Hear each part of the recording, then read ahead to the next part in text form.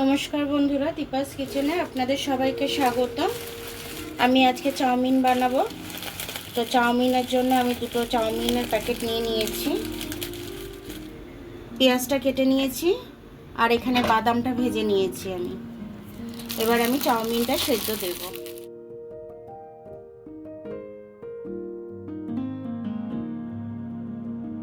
এটা সেদ্ধ করতে দিচ্ছি, একটু নুন দিয়ে দিচ্ছি আমি এর মধ্যে, তেল দিয়ে দিচ্ছি যাতে না গায়ে গায়ে লেগে যায়।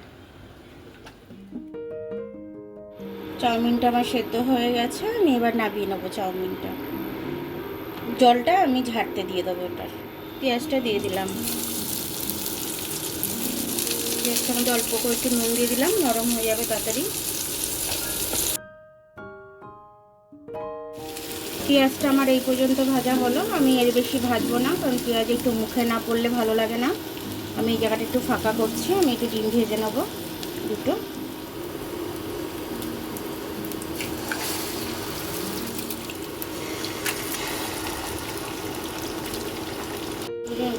একটু নুন দিয়ে দিলাম ডিমটার মধ্যে। এবার ডিমটাকে আমি এখানে ভুজিয়াটা করে নেবো।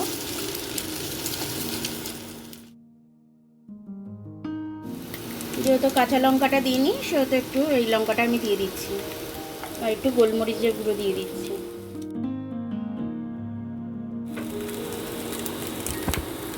চাউমিনটা দিয়ে দিচ্ছি,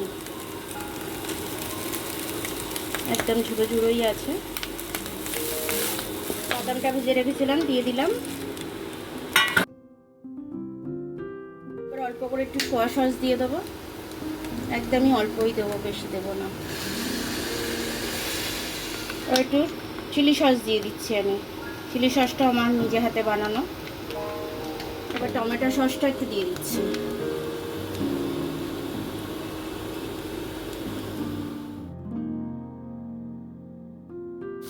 এবার আমি সসগুলো দিয়ে ভালো করে ভেজে নেবো। একটু নুন দিতে হবে, আমি নুনটা দিয়ে দিচ্ছি এখন। আমার এটা ভাজা হয়ে গেছে, এবার আমি এটাকে তুলে নেব।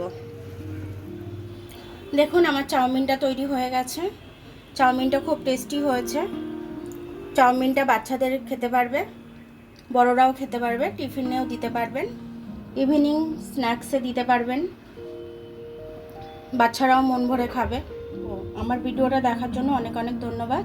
আমার ভিডিওটা যদি আপনাদের পছন্দ হয়, লাইক, সাবস্ক্রাইব, বেল আইকনটা একটু টিপে দেবেন। আর যদি ফেসবুক থেকে দেখেন তাহলে লাইক আর ফলোটা একটু করে দেবেন। আবার কাল দেখা হবে নতুন রেসিপির সাথে। ততক্ষণ আপনারা ভালো থাকুন, আমি আসছি।